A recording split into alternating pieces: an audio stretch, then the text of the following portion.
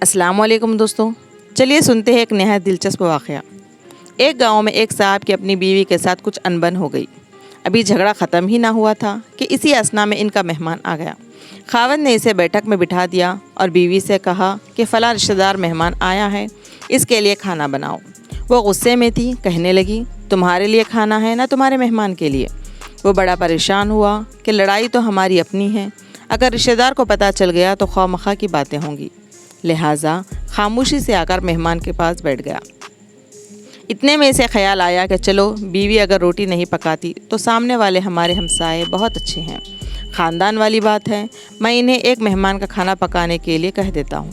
चुनाचे वो इनके पास गया और कहने लगा, मेरी बीवी की तबीयत ख़राब है, लिहाजा आप हमारे मेहमान के लिए खाना बना दीजिए। इन्होंने कहा, बहुत अच्छा, जितने आदमियों का कहें खाना बना देते हैं। वो मुतमईन होकर मेहमान के पास आकर बैठ गया कि मेहमान को कम से कम खाना तो मिल जाएगा, जिससे इज़्ज़त भी बच जाएगी। थोड़ी देर बाद मेहमान ने कहा, ज़रा ठंडा पानी तो ला दीजिए। वो उठा कि घड़े का ठंडा पानी लाता हूँ। अंदर गया तो देखा बीवी साहिबा तो ज़ार ख़तार रो रही हैं।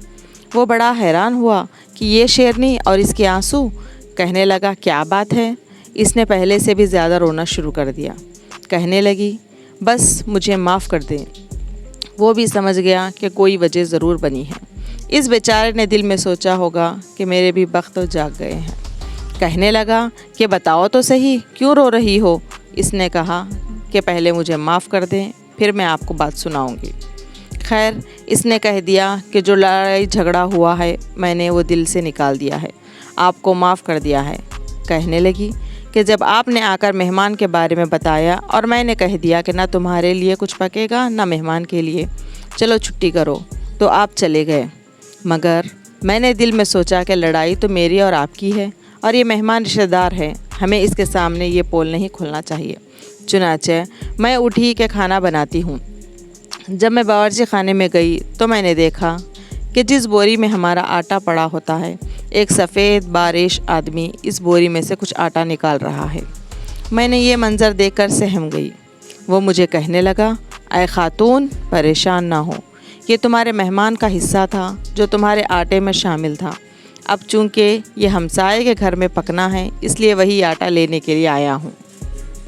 तो दोस्तों, हासिल कलाम ये है कि मेहमान बाद में आता है, जबकि अल्लाह ताला इसका रिज़्क़ पहले भेज देता है। फरमान मुस्तफ़ा सल्लल्लाहु अलैहि वसल्लम है कि जब कोई मेहमान किसी के यहाँ आता है तो अपना रिज़्क़ लेकर आता है, जब इसके यहाँ से जाता है तो साहिब खाना के गुनाह बख्शे जाने का सबब होता है। तो इसीलिए मेहमान के आ जाने पर अपना दिल तंग ना करें, क्योंकि मेहमान अल्लाह ताला की रहमत होती है।